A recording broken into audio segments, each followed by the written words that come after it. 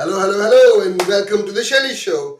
I'm Shailendra, and you're watching this simulcast live on LinkedIn, Twitter, Facebook, YouTube, and even Twitch today. I hope you're all safe and observing the protocols in your area so that we keep each other safe, healthy, and secure. For you to view this episode and other sessions that I run on emerging technologies live, I would request you to follow me so that you can be alerted when a live session is on. This gives you an opportunity to ask questions to our guests directly.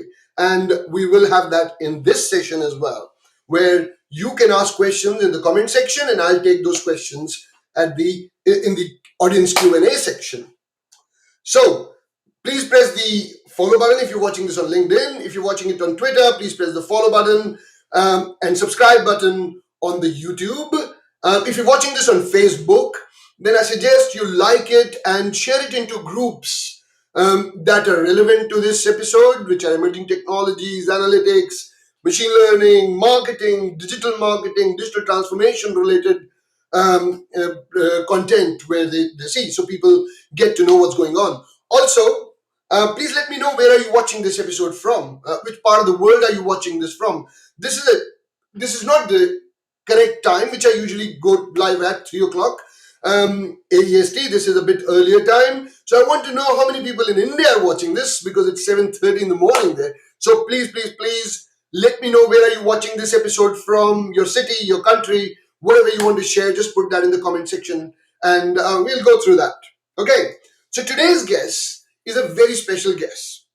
I've known her for around about 6 to 7 years, and we've worked together in different companies at different times, but we had overlaps as well. So let me quickly introduce her. So, as the CCMO of Rackspace Technology, Zarina Stanford led the customer centric, insight driven, and outcome based approach to branding, communication, and demand generation, along with field marketing, product marketing, and research at Rackspace. As I said, she's worked with me at SAP, at IBM, and so we've shared the same area and we work together. A recognized growth catalyst, Zarina is passionate about design thinking. So she's very passionate about design thinking, the art and science of relevant agile leadership, and being purpose driven. And our discussion today will be very purpose driven as well. Zarina is a seasoned leader with a unique blend of sales and marketing tenure at IBM, SAP, as I mentioned, and private equity portfolio company like Cinity, and of course, she worked at Rackspace lately with in-depth experience in North America, APJ. She was in Singapore. I've met her in Singapore a few times, and other growth markets. So, without any further ado, let me very quickly bring in Zarina. So, drum rolls. Hi, Zarina. How are you? How are you, Shaily? Very good. How are you doing today? I'm doing well. I love technology. You are like thousands of miles away or kilometers away, and yet we're right here together. I also see us some Absolutely. cohorts and at my former place at Rackspace and some other places. So thank you, guys. Thank you for having me, Shaily. Thank you very much. So, which part of the world are you today at the moment? At this very moment, I'm in my home, which is in Austin, Texas. Mhm. And I came back here a couple of years ago from my Singapore assignments and then spent a little bit of time in Boston. And now, after COVID hit, I came back and grounded and landed right here in Austin, where I also spent a number of years when I was in IBM as well. So it's Good a stuff. little homecoming. So you were born in Hong Kong. So, well, without me blabbering, can you please quickly introduce yourself? Bring the person out of Zarina Stanford so people know you. So we've seen a lot of Zarina behind doors, very blogged, the CMO. Let's bring Zarina, the color out of Zarina out. So tell us about yourself, Zarina. Well, thank you.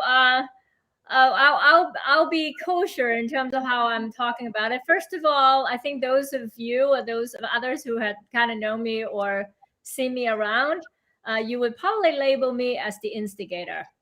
I'm always causing trouble, and I'm always, just saying and asking the question, can we do a little bit more, a little bit less, a little differently, and what have you. I do, as you said, Shaily, I grew up in Hong Kong. I actually came to the US as a student. And when I came here in the US, that was my very first ever flight. I've never flown until I got on the plane in Hong Kong and landed in San Francisco. I was, and this is probably one thing I'm going to admit to now, I was late for my school. So when I landed, the semester had already started. So I was stranded in San Francisco, but in a very awesome way, because I had my cousins and my uncle and my aunt at the time. So I spent 2.5 months just being a bum in San Francisco while learning about the culture, practicing, and then I learned how to drive then as well. Then I came here to Texas to go to school. I'm lucky in that my career in the world, in the business, started as my last semester in school when I was a senior. We call them our last year, and I was recruited right on campus. I had no idea what I was supposed to do, other than that they recruited me because I was in a journalism uh, major. So all I knew was I was to write. But I didn't know until I started my day job, my first day, is I actually was there to actually do proposal writing. So fast forward, I was writing all these proposals to respond to RFP. And then a few months into that, I'm going, why the hell am I just talking to customers in writing? I want to go talk to them. So that started my sales career. And from there, fast forward, I went into the telco sector. And a number of you probably knew me from then as well. And then from there, I joined this wonderful company called IBM. And I've been moved, as we call ourselves, the IBMers. I've been moved multiple times, and as you have as well. And from there, I had the great fortune to have been recruited by SAP with a Dare Fox Martin brilliant leader. And I joined and left IBM after many, many years. And I still bleed blue, by the way. So from IBM, I went blue. I went to SAP, went blue. And then from there, I went to Cinity and changed the color in bluish hue. And then I went joined Rackspace, and all of that keenly into the technology space. So that's kind of what this little person has done. No, that's a great journey from Hong Kong to US. You've actually traveled the world. So you've lived in Asia. You've lived in in US, and yeah, that's amazing. And what a journey. So before I get on to my questions, can I ask you to tell something exciting and fun about you, which people don't know? Hmm. Um, I think the first thing, the exciting part, is kind of coincidental. I'm currently on a break. You could call that a sabbatical. And for those of you who've seen my LinkedIn post, I really finally learned the importance of taking time to just breathe and taking time to just have a break. And that's just not normally me. I would normally just go, go, go. And then I realized that it's really powerful. And I see Jasmine here on the dial in as well too. I really learned from her fellow wrecker who took a sabbatical. It is so important that we take time. So maybe the first thing I would appeal to everyone, and Shelly yourself too, to take time to just step away. And of late, I've continued my writing. I've done a bit more of this speaking, and it's been actually quite fun. And here in the US, we just finished what is called a long weekend, the Labor Day, and honestly, with three of my closest girlfriends, we did nothing for the entire long weekend. We just spoiled ourselves, and so that's probably the first thing I wanted to say. Good stuff. Hey guys, all those people who are watching this episode, and I see, and very quickly, let me just do this. I've got few people watching from India. So Ramesh Karimila on Facebook from India. So imagine this is 7:30, quarter to 8 in the morning. Yep, True. it is 7:40 to be precise in the morning. So these guys have taken time to wake up early. Rohit Pandey, wake up early in the morning to watch the episode. So thank you, Rohit. Um, Thank you. Vanessa, hey Zarina from Australia. Yeah. Hi. And then we've got Jasmine. You just mentioned her. She's from Singapore. And Great I've photographer, by the way. Just put a plug for her. and we've got Pratik as well from Hey, India. how are you, Bridget? Thanks for being here. Good stuff. So, guys, thank you for waking up early. For those who are watching it in India, for people who are watching in Singapore, of course, thank you very much. But that's not that early. But what we'll really appreciate is that if you could just like and share this video with others as well, so that more and more people learn from Zarina. You don't get people like Zarina on any given day to share their experiences. So please, please, please like and share this video with as many people as possible. Okay, very quickly, Zarina, let me get to the question. So, uh, what do you see how marketing is evolving in the current scenario? Now, what has happened is pandemic has made a huge change, a huge shift in how marketing was perceived. Most of the people who were working offline has become digital, and on the other side of things, people are because of all these work from home and people staying home. In my mind, all these hoardings and out of home kind of content is not that important and relevant in my mind. I don't know, because people are not going out at this point. So how has marketing changed in the last, say, couple of years, and what do you see? Yeah. I could write an entire dissertation on this because we happen to have this phenomenon, the pandemic, that had changed entire landscape. So let me just start by asking your question from a marketing standpoint. As an optimist, I think, and probably should say that I know the pandemic had affected a lot of people, and many very deeply. And I wanted to really send my regards to all those who's lost family members and others. And again, big hug to you, Shaily, to your family. But I think it also really gave us a all wake up call, which is the world has changed. And while it's been actually changing, it wasn't as obvious.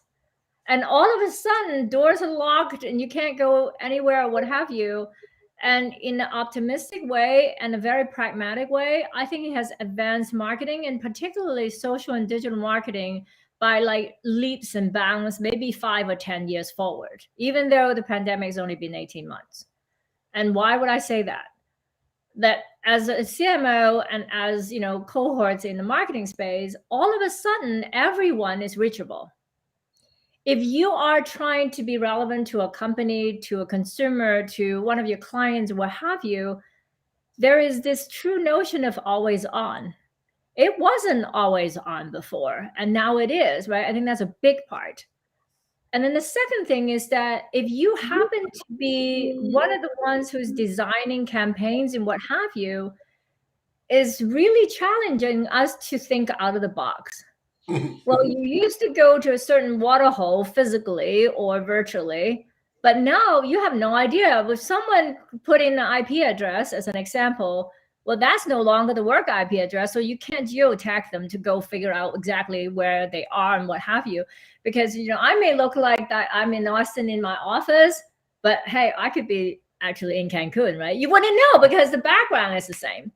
That says that everyone is connected to everyone. That also says that to marketers, it's a dream come true. You can reach to anyone. That's, I think, the first fundamental piece. The reach has changed. Let me flip over the other way. If you are a talent hoping to be reached to, and all of a sudden your world has multiplied by 1,000-fold, because now you could be looking at companies and agencies and others that are 10,000 miles away, and you could still be recruited and you could operate just the same way, right? I think so. That's the pragmatic side of it. I'm going to go a little bit more on philosophical. if I may.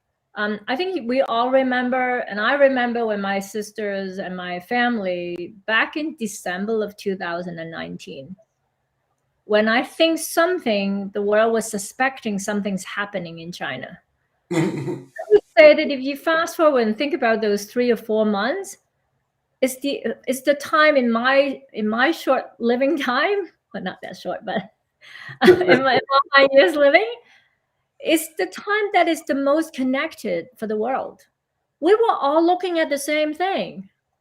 Whether you're going to CNN or you're going to LinkedIn, you're going to Facebook, anywhere, we're all looking at the same thing. We're all wondering what is happening. And to me, it just says that how connected we are in the world. And what do we do in marketing? What do we do in sales? We're here to connect.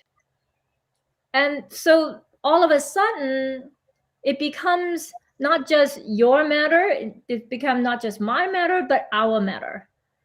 And that's the power of the global scene that we are now a part of. It was scary, it was touchy, it was sentimental, it was totally unknown. And then in the pragmatics of how we do go to market, all of a sudden we have to tell ourselves, wait, all these things that we plan. I mean, you and I were in that role, right? I mean, you know, the plans, the thousands and thousands of hours and money that we put into Sapphire. And all of a sudden we have to decide, well, what are we going to do? And at that time, I was with Cinity, the PE firm, and we were a major SAP partner. And all of a sudden, we were waiting to find out what is happening. While in the meantime, I'm trying to figure out how's my sister doing, how's my family doing, and because they're all in different places. I think that just makes it relevant to every individual, not just for marketing. But it really is an opportunity. And by the way, I would say this. In Chinese, that's my culture, that's my language. In Chinese, opportunity and crisis actually is the same word. It's gay or and the reason is that it depends on how we are going to take advantage of it or address it. We could see that as a crisis, and rising from crisis are the innovators, are the new business world or the new personal world. I personally have met new friends remotely, and for all my former, my records cohorts, in my entire time in Rackspace, I've only met 2 records in person. Would I have said that in the past? Not ever possible. Yes, when we were at IBM, there were 400 and some thousand people, but at least I met maybe 5,000 or some. That's a lot. So I think in this world, we just have to really step back and say, how do we make the most out of it? And I really wish that we will be able to climb out of this pandemic wiser, healthier, much more connected than before. No, but one thing I can add to that is because we are connected all the time and we are reachable much more than we were, I think personalization plays an important role. Now we can share personalized content, which we were not able to share earlier because there were hoardings. I don't know how many eyeballs have hit the hoarding, but now I know how many times have you watched my video. And with the technology, you can even on the camera you can see that that the person is looking at the what part of the screen the person is looking at, so you can actually figure that out. So and then you, Shelley, is a data expert. I'm going to challenge you just a little bit. I think we have been able to do that before. The pandemic had just raised the awareness that, oh my gosh, I could actually use technology to make me a lot more relevant by hitting harder on the personalization part, as an example, or by looking deeper into the analytics and the reporting and things of that nature to understand what you, Mr. Customer, care about. I mean, the technology has been here for years. I mean, I remember way back. I mean, I was one of the early crazy adopter, but really thrilled to be a part of it, of what is back then called marketing automation. This is back in 2002, 2003. That's like more than 17 years. Oh my God, we're dating our age here. That's like a long time ago. But that was the beginning of it, where companies like Google and the others are all of a sudden following the digital breadcrumb, and we can learn from it. And now we're forced to do it, as opposed to just being innovative and think about how to apply technology and how to apply thought process, if you will. No, I totally agree. The technology was always there. It's just that we were not using it the way it should be. Before I get to the next question, guys, please, if you've got a question, put that in the comment section, and I'll take that question in the audience Q&A section, which comes at the end of last part of the episode. So please, please, please put your question in the comment section, and I'll take them. I've got and trust me, what I've seen is, and Zarina, this is you tell me this. What I've seen is that whenever I do a live show, there are people so shy to ask questions, and they wait until someone else asks the first question. And the moment we get the first question, there is a splur of questions thereafter. And I don't know, people are waiting for someone to ask the question or what it is. But is that the shyness, or is that who'll ask the first question? What do you think? Well, I mean, I think it's just human, though, Shaily. It's breaking the ice, right? I mean, we do. In fact, that's one of the tricks that we have to do in marketing, is that how do you make the forum so comfortable, so inviting, that there is no barrier? And I think those who can crack the code are the best marketers, are the best communicator.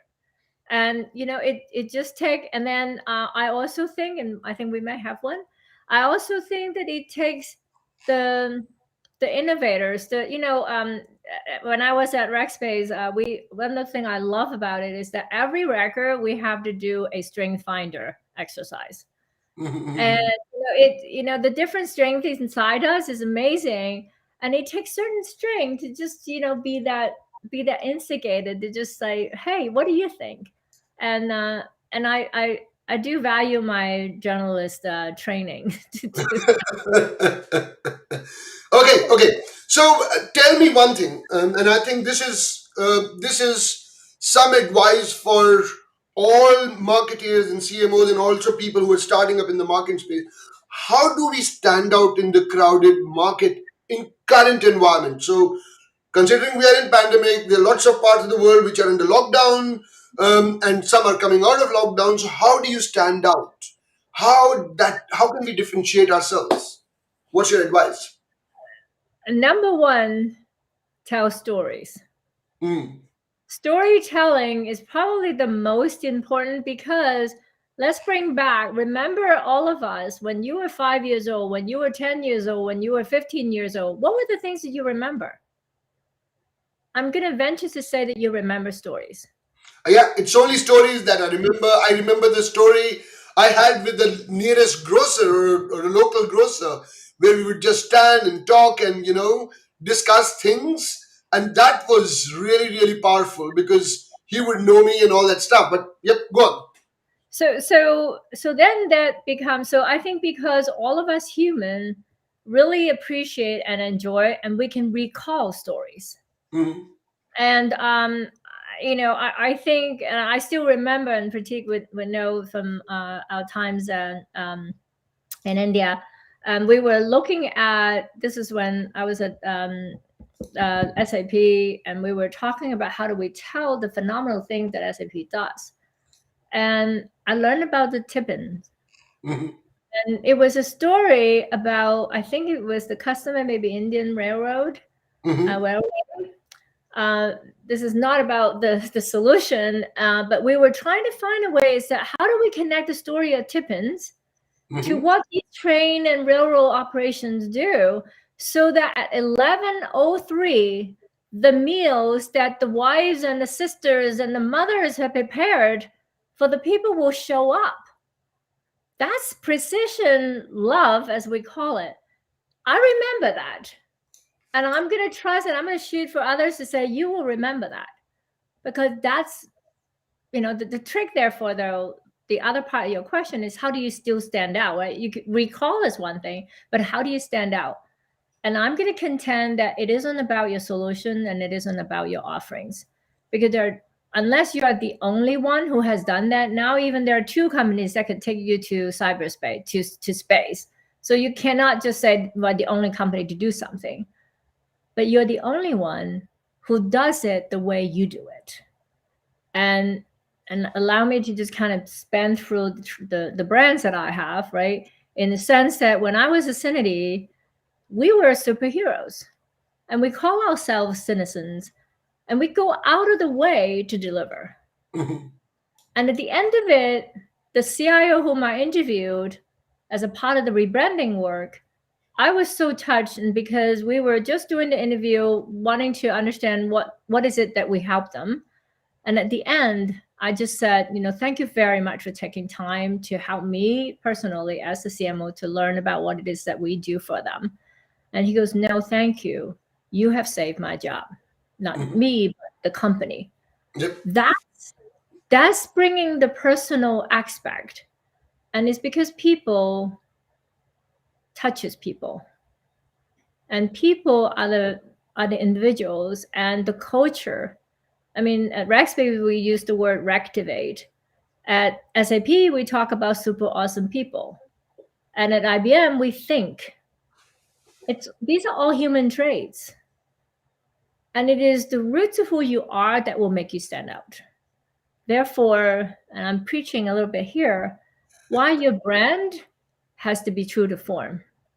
Your brand has to carry that DNA, that personality, that human element of who you are, because that's why people make decisions. That's how they make decisions. Yes, your offerings, your solutions, your technology all makes a difference. But what makes that really distinction, I think, is the human touch. Mhm. Okay.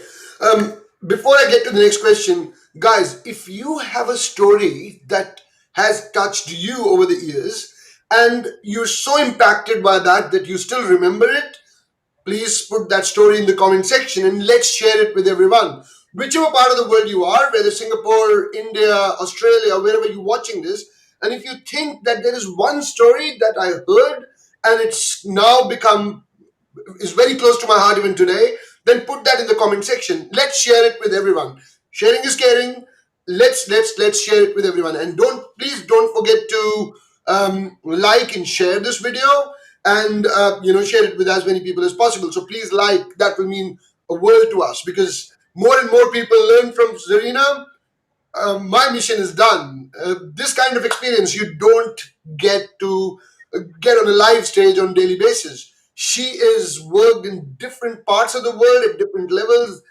Any question you've got, put that in the comment section and I'll take that. So, Zarina, So coming I back to think, my, sorry, sorry, Shall I think there actually is a question on the we'll screen. come to the question in the audience Q&A. So let's park the questions at the moment. Let's collect Okay. all of them and then we'll go. Okay, Okay. so next, COVID. What have we learned from COVID in the last couple of years in terms of marketing? What do you think? I think the first thing is what we used to do doesn't work in a scenario that is like the pandemic. So Mm-hmm. we used to do a lot of face to face. We used to do a lot of, let me send you something, or let me come and browse around your areas and the like, or that we presume we could go somewhere. The COVID and pandemic completely changed that from the way of how we plan. I mean, we used to go together. I mean, Shelly, we've done it a number of times as well too. We used to go to a room so that we can brainstorm. Yep. We workshop, we do design thinking, and we have to learn now to do this virtually. Mm-hmm. And to be able to kind of look at each other on screen, Mm-hmm. there is a pro and a con to it. And there's a blessing and a curse, right? Mm-hmm. The part is that, like, when we're having this conversation, we are very much on every second. Whereas Mm-hmm. if we're in the conference room, you can hide a little bit behind here and there. You can't hide.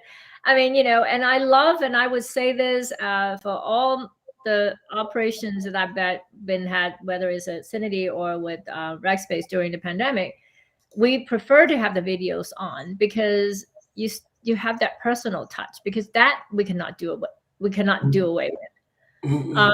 but it completely changes, and it forces us to think differently. And this brings back to one of the key learning many, many years ago I learned from one of my mentors and my former boss is that not only do we have to think differently, sometimes we have to relearn and we have to unlearn. I think we forgot the unlearning part. I think Yep. we somewhat give ourselves credit to relearn, right? You did something, oh yeah, that worked, let's go do it again. And now that we're in a virtual space, let's now really apply that. Let's get all these programmatics to help us, as an example. But we forgot that we're creatures of habit and we keep doing things that we've learned. I think unlearning is one of the things that I would say that we could do a lot more of. Mhm. That's at the higher level, but at the tactical level, how we design a campaign, who we are trying to relevant to, and what's the best means and where are their water holes have changed. Mhm. And I think that's up to us as the professionals and as the practitioners to understand our customer and to understand what's important to them and then turn it around and do our planning. Mhm. So the foundation hasn't changed. The foundation is about, it's all about the market, it's all about the customer or the clients or the, the beneficiary. But now we have to be even more empathetic and put ourselves in their shoes and Mhm. say, what is it that they care to know? Especially, and I'll say this, and this is the curse part, because all of a sudden everybody figured out how to get, in touch with everybody. On a normal day, you would get 10 invites to do this webinar, to do this podcast, to do this, virtual conference. And then all of a sudden you have, I don't have enough time. I still have the same slot of time. And how do I decipher, which goes back to your earlier question, right? How do we help the customer or the audience select which is the one that they want to consume at this very moment? Mhm. Mhm. Interesting. Guys, if you've got any branding stories, put that in the comment section. We will take that. And I'm just reminding everyone. And if you've got a question, please put that in the comment section. Excuse me. Okay, let's get to my next question. Any funny incident that comes to mind while you were working across different regions? And maybe you may want to contrast and compare a same incident which happened maybe in Asia and then it happened in the US, and you could see the reaction of people differently, just to understand the cultures, because you've done multicultural work, right? Okay. I have so many of them that I just like, let me just, I have a purpose of why I'm sharing this one. Um, this is many, many years ago where I was still in the US, Hmm. but I was serving the global market. This is at IBM. Yep. And we wanted to do a trip to different markets. And someone whom I was working with said, well, let's plan this. I'm going to go to Australia tomorrow on a Monday, and then let's go to Japan on Tuesday, and let's go to, India on Wednesday. And I said, let's pause. Do you know how far they are apart? I hate to say that too many people don't know. I think that would be the first thing that says, we can't assume that people know. So on that part, this is really the first funny story that I would say is an indictment to myself. So it was one of these trips that I was going to India, and my assistant at the time said, "Well, okay, I'm gonna go ahead and rent you book a rental car for you." I was being a smart blank, and I said, "Well, no, no, no, no, no. I am not driving in India. I am just not gonna do that." And then she goes, "Oh, no, no, no, no, no, no, no, don't worry. When we actually rent a car in India, a driver comes with Comes it." with it. Yeah, Yeah. this is Cheru from the team. And it was such an awakening. I said, well, I didn't know because the reservation that was on the itinerary, or maybe this is Sally from Singapore, from Shanghai days. And I didn't realize, right? And so when I look at the itinerary, my trip itinerary, it says Hertz Rent-A-Car. Well, I put my contact in the US. When you have a Hertz Rent-A-Car, you're the driver. You Yep. have to show them your driver's license. You have to say, yes, I can really operate this machine. You pull over, pull out. And I just was stupid. I just had no clue. And so that was a good learning. Good stuff. Guys, you've got a question, put that in the comment section. We're going to take it very, very soon. Um, Zarina, what are the challenges that you see, you know, which is making it hard to progress in the current environment in the marketing space? What are the challenges? Well, there are certainly a lot, right? I mean, some of the fundamental would say is what is it that you're doing for the business? You know, in the financial world, we would say what are the ROIs or what are the contributions? How do you prove that you actually contributed to X% of pipeline and percent of bookings and Z% of revenue? And how do you compare marketing versus sales versus partners and the likes? Those are all very traditional and very understandable questions and challenges. But I think the real biggest challenge, if I may, uh, and I'm hoping to appeal to marketers and sellers in particular, is our own mindset.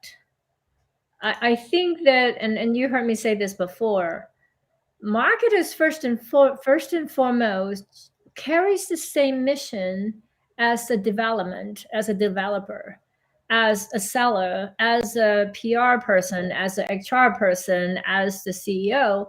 Our role is to help grow or advance whatever the objective of the business is. So the challenge is that we marketers, and I've heard the same from my peers from the finance space, from the HR space, and from the development space, that we actually cast ourselves in our own box. We call ourselves marketers. Well, but no, we're actually, I would call ourselves the growth instigators. I would call ourselves the growth evangelists because our job is to grow. Our job is to be relevant. And our job is maybe chief growth officers or something. Whereas if we call ourselves strictly marketers, we're putting a box around ourselves to say, I am only a marketer. Whereas I think we have to be business people first, whatever role that you play. Yep, We happen to bring in, however, the expertise of marketing. yep, That is inherently the number one challenge. We practitioners and leaders and operators have to think differently. And then all of a sudden, I don't mean differently as in, there's a different way of doing marketing. That's not the conversation. But what is it that we serve for the purpose of the organization? And more importantly, what is the part that we play in the purpose that the organization has? And if we all anchor on that, there won't be any more of the disputes or the questions or the challenges that says, okay, so I'm doing this, you're doing that. Because when we have that we and they conversation, you are not one brand. You are not one team. So, and I'll say this as a wrap, and because I really, really fell in love with what he said. So mhm, recently, I had the chance to speak to a CEO of a service and software company, mhm, and I love what he said. Here's in the conversation what Mark told me, because I was asking about his leadership style. And what Mark said is that, I really would want to have for my C suites, when we go into the meeting room, drop the middle letter. If you happen to be a CFO and you are a CEO or you're a CIO or I'm the CPO, what have you, and his first comment to me was, drop the middle letter. And so I told him I'm going to keep stealing it. So this is Mark Hayes. And I just love that notion because we're here to together the same challenge, the same opportunity, the same, problem, so to speak. And if we can take away the filter, what we think that we only do, then all of a sudden a lot more can happen. mm. Very interesting. Drop the middle letter. Let's Yeah, remember I love that. I told Mark I was gonna. that. Good stuff. Drop the middle letter, guys. Please, please, please, live, share, and comment. Any question you've got, or any stories that ring the bell, please put that in the comment section. We'll take them very, very soon. Okay. So we've talked about the past. We've talked about the current. We've talked about the challenges. Let's talk about where it is all going. And if I explain to you, or if I put it in my context, it is that there was a way we were going, zoom, zoom, zoom, zoom, zoom, in a straight line, and then suddenly COVID happened. It all braked, and now it's all starting again. It's a reset moment for us to understand how do we go in the marketing space. Where is it going to go in next 5 years? So things change. One question I always, or one joke I always make was around the fact that when people asked what has driven your digital transformation in last 2 years, is that the CIO, the CMO, the CTO, or COVID-19? The answer was COVID-19, which has actually changed the whole direction. So with all that, where do you see that going in next 5 years or so? I think at the macro level, it's going where we actually already been planning, which Yep. is to push through the whole digital transformation. And I think there have been so many studies to say all of a sudden digital transformation is not just an aspiration. All of a sudden you have to do it. There is no other choice. So I think it's condensed and collapsed that. So when you were saying in 5 years, in my book, I don't think we should plan 5 years. Because 5 years, 10 years ago was the right planning horizon. But today, it may be more like 2 years max. Because the world would be very different. And there are multiple generations of technology that will continue to refine itself. So, yes, in terms of what's your overall purpose, right? Like we talk about improving lives, helping the world run better. Or we talk about, accelerating, the human and global challenges, or growth and acceleration. That's a constant that doesn't change, right? In terms of what is it that we are trying to be good to the world and to the universe that we are part of. But the term and the strategy going to it has to be a lot more agile. There's just no choice because, let's just think about the current moment, right? Australia was opening again. Well, Yep. no, it's not. It's now locked down totally. And in fact, one of my colleagues from Rackspace, he couldn't even get home from when he landed from Sydney to Melbourne until you have to go through a duration. So those are the kind of things that's going to challenge our adaptability and our agility. So that's the constant. We have to be very nimble in terms of adapting and inviting, as well as taking changes as opportunities to grow. And hence, I always talk about you have to dare yourself to grow. Dare yourself to grow. Actually, Yeah. that's a very, very big comment, and I think all marketeers or all people who are watching this, dare to grow is the mantra for next 5 years, because I think we have the tech, we have the passion, we know where we want to go. It is just a matter of going Yeah. faster and quicker. Right. So there we And go. in the same process, Shaily, if I may add, allow us to grow out of the boundary.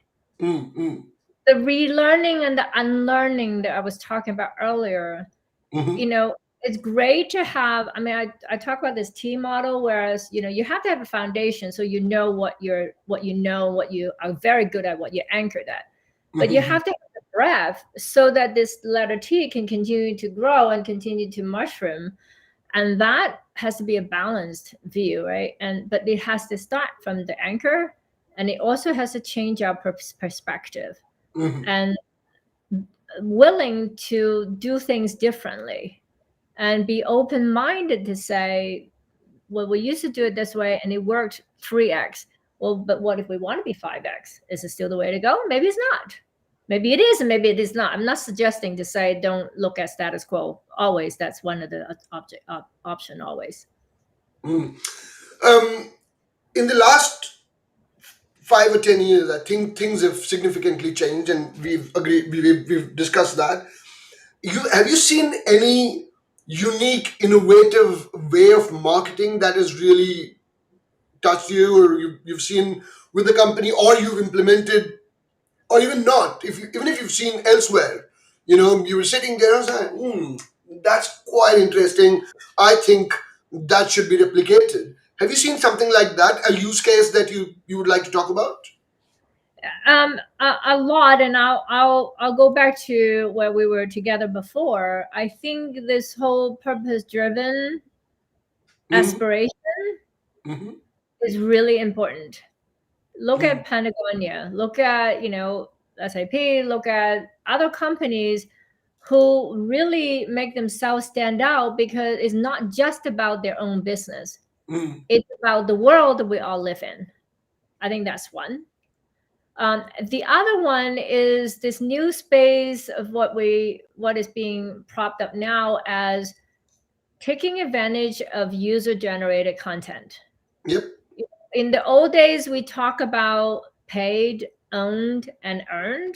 Mm-hmm. That's the old day terminology. And as marketers, the different channels that you can pivot, if you will, right? How much do I do my paid, and how much do I do my organic, and how much do I do my earned? And today, the earned continues to be the most important. And yet, that is not the one that you can pay for.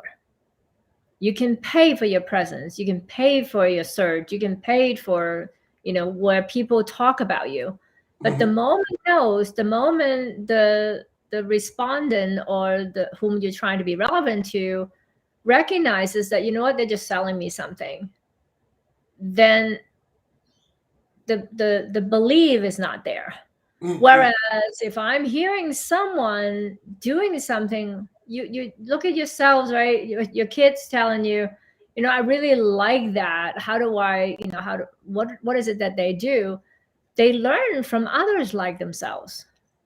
And so this is my dropping point here.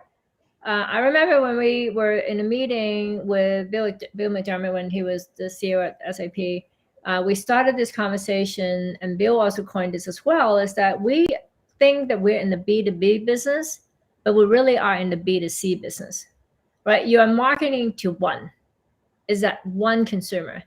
I'm going to flip this now even further. I think that we're moving to the world of C to C. Along the way, the businesses takes advantage, gets to benefit, because the most impactful would be the users are telling other users, wow, that is like amazing, go have it. That is the ultimate influencer marketing. But you have to earn it, you can't pay it, because if you paid it, that person becomes a paid channel, and it's not good enough. Can I push the boundaries? Yeah. Um, I'm known for. So when I was doing, I was supporting marketing here at a B2B business here in Australia. They used to say we do B2B. I said no, we do B2B to C, and they were like quite surprised. I said, well, because I don't sell to a business, I sell to the individual in that business, right? uh, for example, if you're selling and that was a stationery company. So if you're selling stationery, and you've got two, so there is a business client, but you're selling to the EAs. So what is in it for them to buy from you? They can buy from anyone. Why you? So we're selling from B to B to C. And what you said just now is it's C to B to C, right? I will change it a bit more. It is C to B to B to C. So a consumer or a customer who's then influencing everyone is utilizing that business's point of view, which then the other business's point of view is being utilized and is influencing the C in that particular business. So basically, the C and C are being, one is influencing the other, but the services are gone through the B. So it's like C to B to C is where we're going to get to, is it? Well, yeah, I totally buy that. And particularly because in this case, you're also bringing the procurement side and the provisioning piece. Yep, I'm just absolutely. thinking about the fact is, how do you influence? How do you get somebody to take an action? And powerful action would be the one who is not anything to do, who does not have anything to do with your company or your product, but who happens to be someone like me who had the same need and said, wow, that was awesome. Go look into that. That marketing messaging is C2C. There's no who benefits from it? Yes, the supply chain, right? Yes, the ultimate, ultimately there's somebody who, I mean, we can go back to the caveman days, right? Somebody makes something, somebody buys it, somebody gets it, somebody needs it. Yep. Ultimately, we're in that communication chain. But I think in terms of the influencing piece, that to me, the individuals, and which is why it goes all the way back to storytelling is so important, because individual tell stories. And a brand can tell stories, but the brand who humanizes how they tell their story is more effective, because they effectively turn themselves into a person, and a person telling another person. That's powerful. Absolutely, that's absolutely powerful. And the other thing is, and I think that also touches the influencer side of things, because suddenly I've seen growth of influencers in this world. I think by million folds in just overnight. Right? So last 3 years, there are so many influencers who've got millions of followers. But then the question is, how are they influencing in that whole end-to-end process, and not just stating something and going it from there. So I think that is also playing a major role. In my point of view, the problem again is that when you're talking a kind of a business solution influencing, then a lot of people who do not have that clout are also calling themselves influencers. So we need to, part that out as well. What's your take on that? I think that's the scenario. What you're describing, if I may recap it to say, is businesses typically make group decisions. It's a committee that's going to make the decision. Yep. But guess what? Committee is still made of people and individuals. And Mm, these individuals are either tuned to one type of influencers or another. Or the most powerful types of influencers are the one who could actually be relevant to these multiple members of that community of decision makers.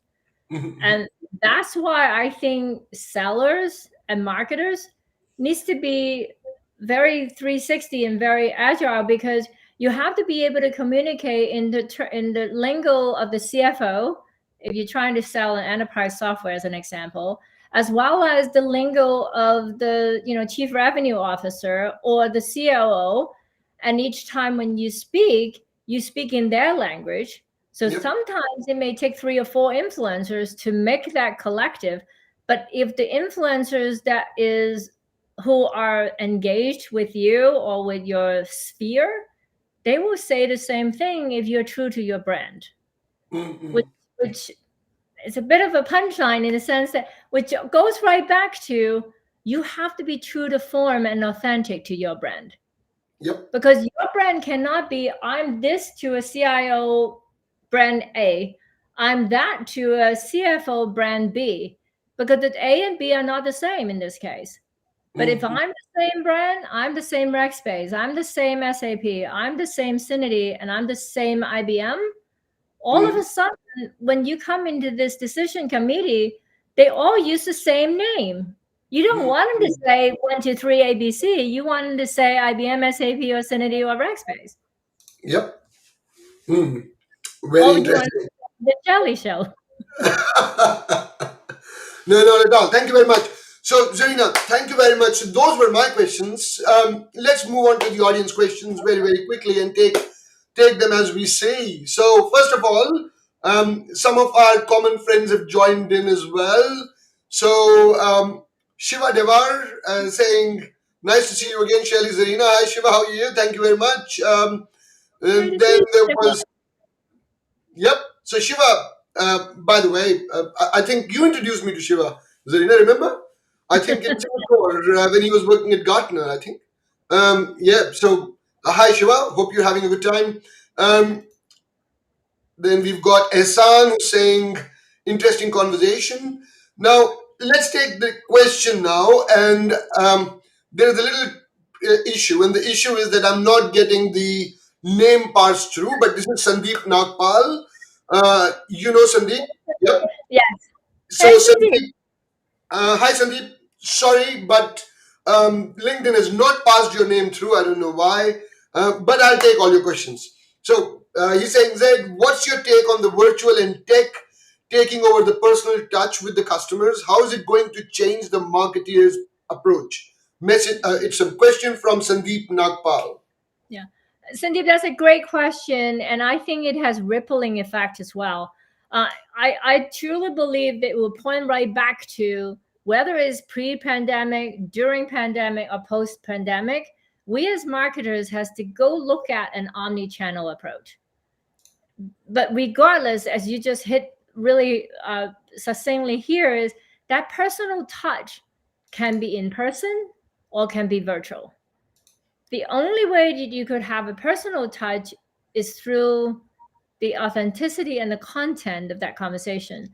I absolutely think that this world has changed so much now with the pandemic and with what we're being faced in, that is totally shifting a lot more focus on virtual.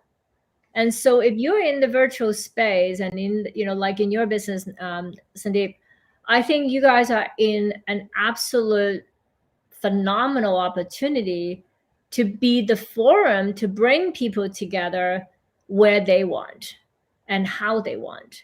So it goes back to that whole water hole conversation that we used to have before, is that if now the forum that people feel comfortable with is to have all one means of the virtual forum, it is our job to make that as engaging as possible. And marketers has got to be a technologist as well now, Absolutely. because we don't know the technology and how to make this conversation as lively and as personal, even though it's miles apart, then we would have missed the game. So I think net of it is this, and I would say that it's changing the marketer's approach to be even more technology based, accelerating more digitally, and it gives us a huge advantage as marketers to reach out to a lot more, because a lot more people are being able to consume in all different channels. I have this question myself, is that when we all go back to face, do we know how to behave? I don't know. I haven't had that scenario yet.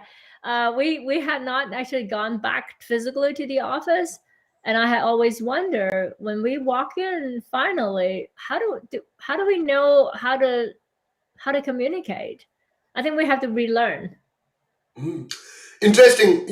One thing that comes to mind, um, what you said, was, how do we go back and interact with each other when we go back into the room again? I think that is amazing. We need to think about that. It's kind of a little scary, right? Because you haven't seen. I remember I was saying is that, okay, I like I said, when I was at Rackspace, I only met two people, and all my other cohorts, I mean, Vanessa, Jasmine, I have not met them in person, but yet I know them so well because we've been working together. So do I walk in and I just give them a big hug, or what do I do? I don't know. I mean, I would love to. Yeah. Anyway, Anyways, thanks for having one more comment. me. To your comment, I think that the marketeers need to be more tech savvy. I think to that point, when I was at Accenture 4 or 5 years ago, we used to have this laugh that the CMO should own the technology space as well. And I'm sorry, but we used to have this laugh internally and saying that the CIO should only be responsible for switching the lights on and off, because CMO is the guy who's actually utilizing the technology. Then why should he not own? And isn't it that in some years from now, that is what it's going to look like? That the CMO, it should be CMTO or a CMIO, who's the Chief Marketing Information Officer or something like that, not two different roles. Whereas the CIO's responsibility will be just to keep the lights on and off. See, right there, and then is when I go back to Mark Hayes to his comment. We need to drop our middle letter because we are in this together, right? To say is that is the role of the X has moved so much there are roles that we have not named them yet. I mean, a few years back, we don't have this role called Chief Revenue Officer, but now it's everywhere. Or, there are some company now who's beginning to name Chief Growth Officers. I would like to declare I'm one of them because as marketers, that's what we do. So I like to be seen and be known as the Chief Growth Officer. But there are so many more potential that's coming up that I think, if we keep innovating, if we keep pushing the limit, we keep thinking out of the box, there could be so many other see something. Yeah. And along the line of technology, and you and I had this conversation before, technology is one thing, data is the other. I would say that CMOs of today are one of the highest spender in a very effective way, I have to qualify, of technology and of data and insights. I remember we had conversation about who really should we sell the technology to. But to your point, a lot of companies now in the MarTech space, and there are thousands of them, their number one persona target, the CMO. Yeah. And the chief revenue officer and the Well, like. you've touched something which we can talk on for the whole day, but then there are the chief data officer and chief analytics officer who've just come in last 4 or 5 years. But having said that, we'll have that discussion offline sometime. Anyways, Okay. let's move on to the next question.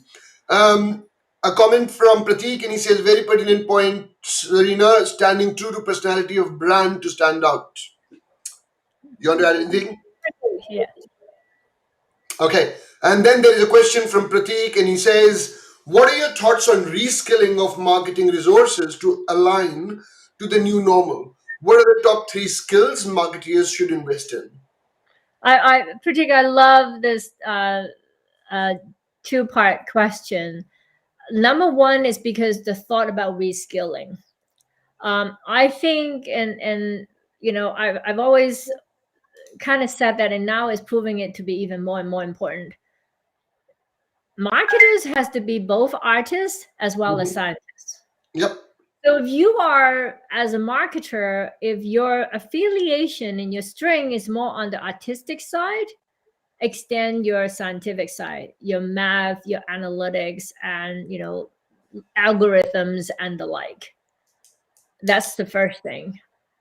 So we happen to have a profession that is brilliant in the sense that it takes all angles. You have to be an artist while being a scientist and a mathematician. I mean, in a sense, right? That's exactly what we're doing. We're doing propensity, we're doing hyper targeting, we're doing analytics and all the lights, and ML and all the lights. But to answer the question about top three skills, I think first and foremost is storytelling. It just go back to, and that reminds me back to when we were in India in that conference. That was the whole thing about storytelling. Second skill would actually be in related to storytelling, but really on a broader scale in terms of communications. Because not all audience are going to be ready to say, well, tell me a story. Well, they just want you to give them a pitch, but in a sense, that's a story too, right? But then they don't call it that way.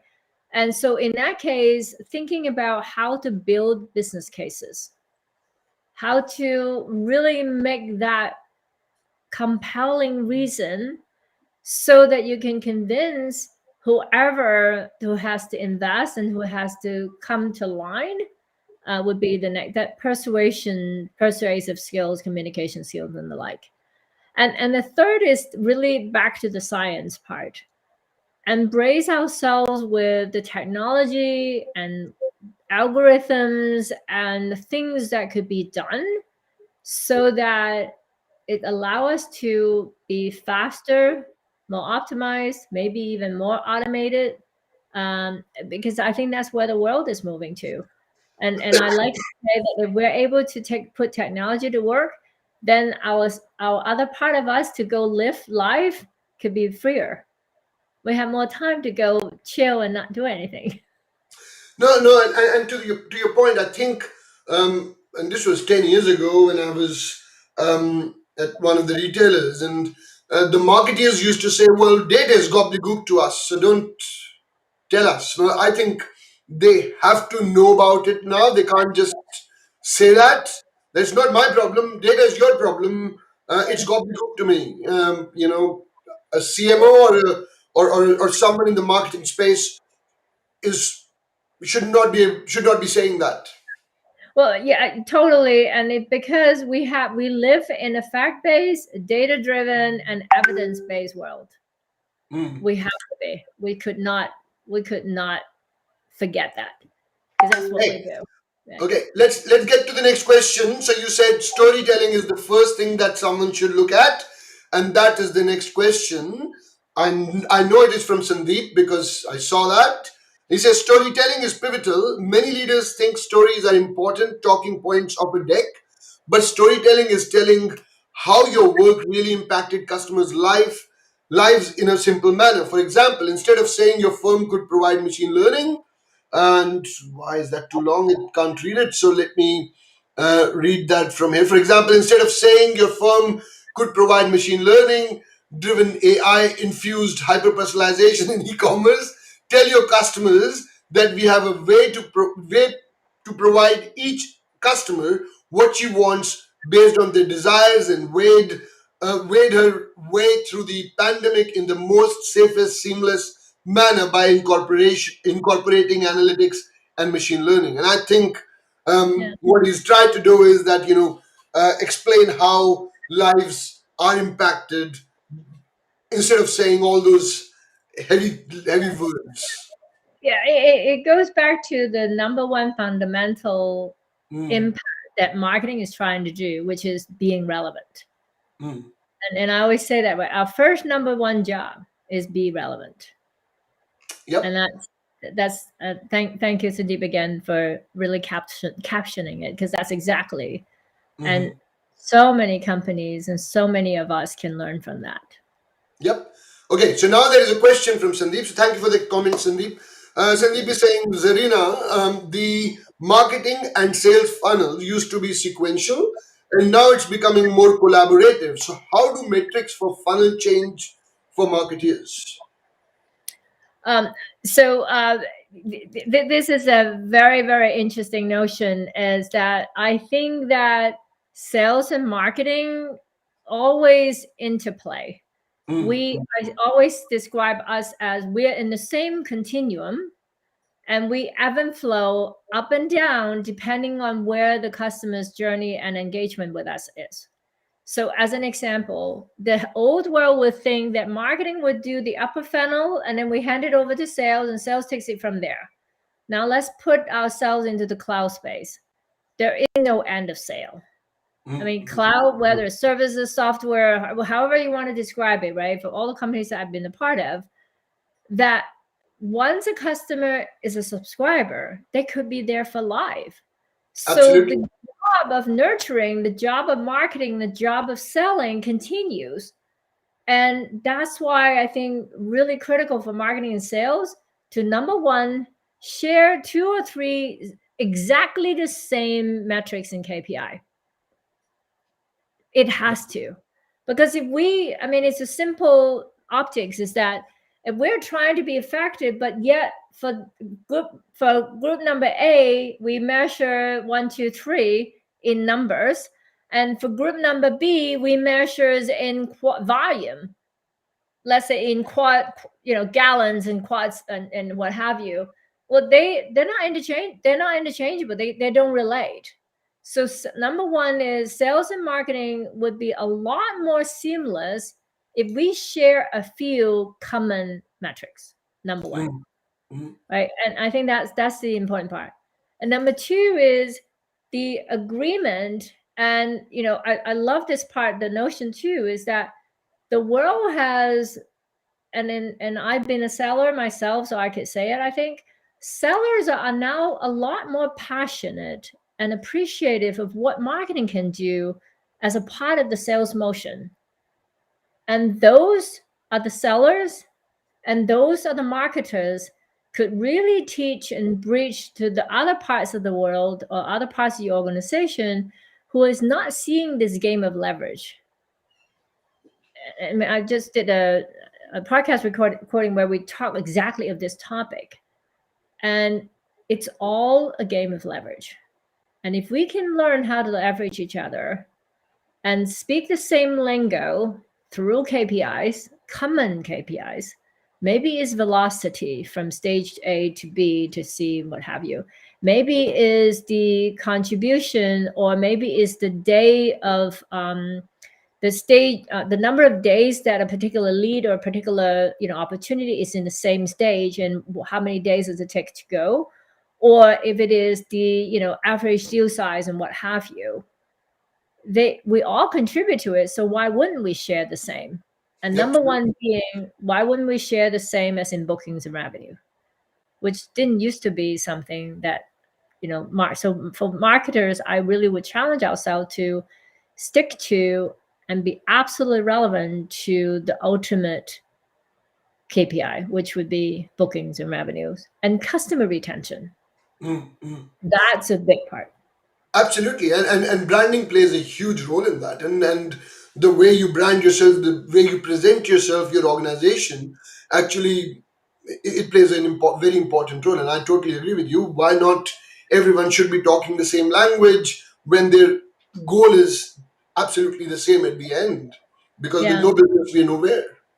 So this goes to the punchline that I say in my meetings all the time: is one team, one brand, one voice, and one plan. Absolutely. And if we really do that, your brand, I promise you, will excel, will stand out, and will be most relevant. Totally agree. One team, one plan, one brand, and what else? What are the One four voice. ones? One One voice. voice. Yeah. Good stuff. Well, I also introduced the one budget, which is a One different. budget. Good stuff. That's more of a global view. Yeah. Let's move on to the next question. Comment. There's a comment from Ehsan Ali. He says, "We have to be business people first, irrespective of the role we play." Bingo. He's just picking up one of your comments. He says, "Couldn't agree more. Business is always between two humans." And Pratik then summed it and said, "It's C to C. Loved it." And finally, there is a comment from Vanessa, and she says, "I'll accept the hug." Thanks. Yeah. And really, thank you so much. I think that this is, as you can see, a very passionate topic, something that I'm passionate.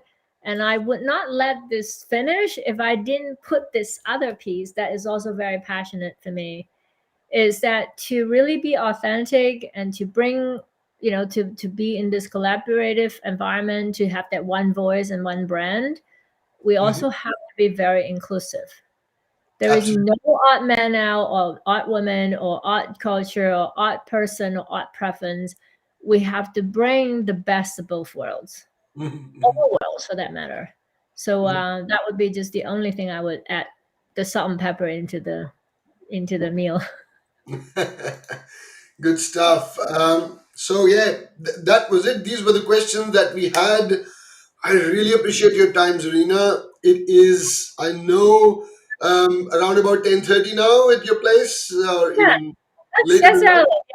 And I'm glad that we're setting a great example. This is how the world can stay together and connected, right? We take different times, and really thank you for like our India folks really really early.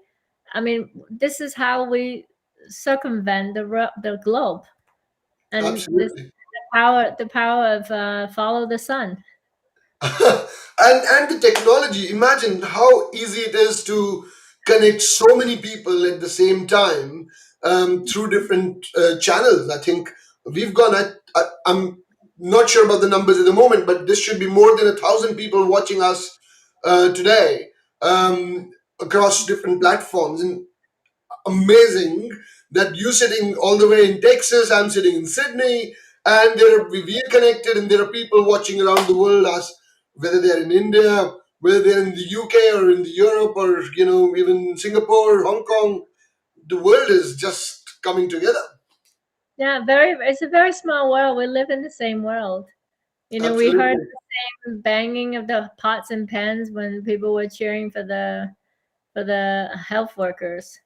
I think we Mm. all saw the same scene. It doesn't matter where you are around the world. So I wish everybody safety, and I wish everybody health, and I wish we can be together again in person, hopefully soon. Yeah.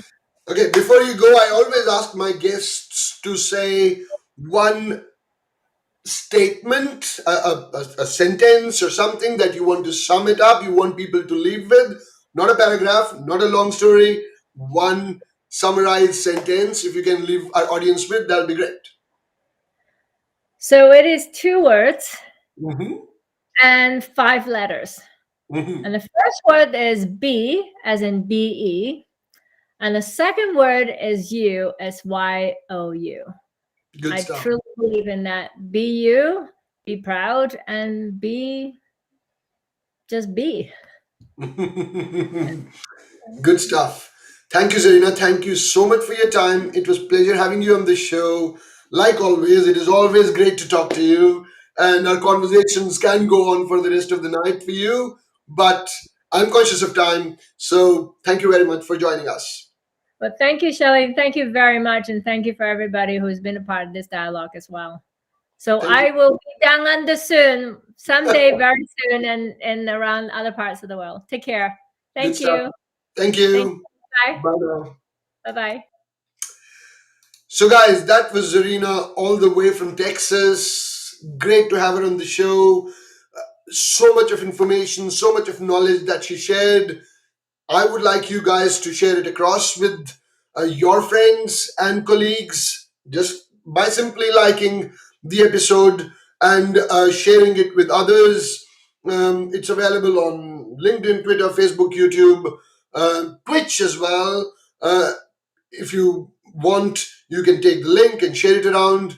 It will be really, really helpful if you like it, and it will encourage us to bring senior leaders to have a conversation going forward. So please, please, please like and share this video with as many people as possible, and it will be of great help. And of course, they will learn a lot from what Zarina had to offer.